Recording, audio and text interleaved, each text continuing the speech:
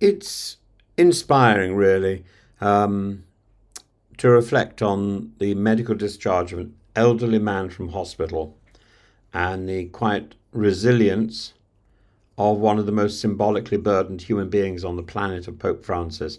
After more than 5 weeks of intensive treatment in Rome's uh, Gemelli Hospital for double pneumonia, the pontiff, now 88 years of old, is returning to some sort of service in the Vatican. And that return, both literal and symbolic, marks not only a recovery from a near critical illness, but also a profound moment of visibility, vulnerability, and ecclesial continuity at the beginning of Holy Week. The facts, briefly. Since being admitted on the 14th of February, Pope Francis endured what doctors described as a roller coaster of crises. He faced respiratory collapse, mild kidney failure, the recurrent coughing fits, and for weeks the Vatican remained largely silent. Only now, with his return, have doctors confirmed that his condition has stabilised, and the complexity of his health, compounded by his age, immobility, the partial loss of a lung in his youth, means this is not a triumphant return to full strength, but a cautious, if defiant, act of papal presence. And presence matters.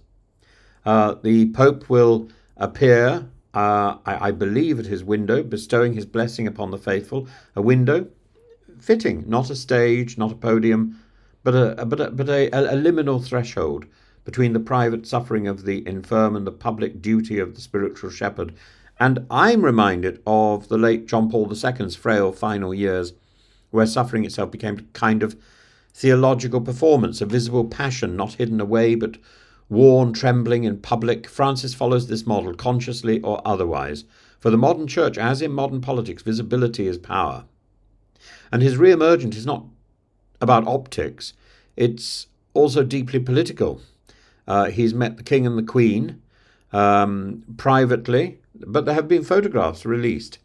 An historic encounter, the first British monarch to visit the papal basilica of St. Paul outside the walls since the Reformation, a symbolic rapprochement between the two churches long divided by history, now tentatively aligned on moral witness, from climate change to refugee rights. And should the Pope be well enough to attend any of the services during Holy Week, it will be a further testimony of his resilience and theological choreography, with the reflection that Anglicans, Orthodox, and Catholics are sharing this sacred time. The crown, the crozier, blending towards common cause and a celebration, a celebration together of Easter.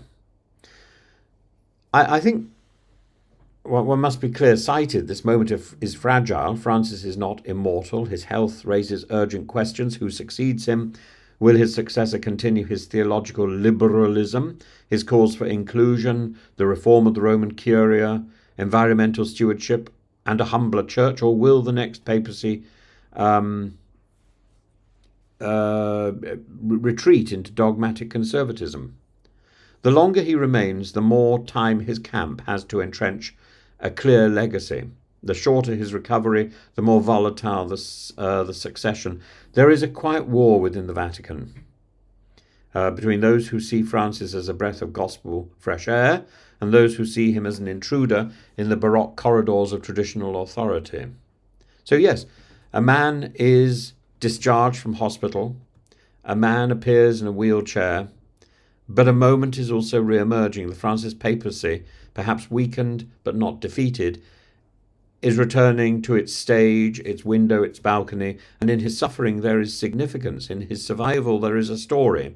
In his slow, cautious wave to the faithful there is something miraculous.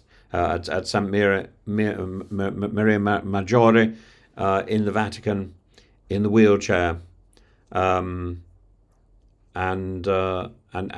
in his simply being there, in a way it echoes the Orthodox understanding of the incarnation, that simply by being there, Christ is changing the world.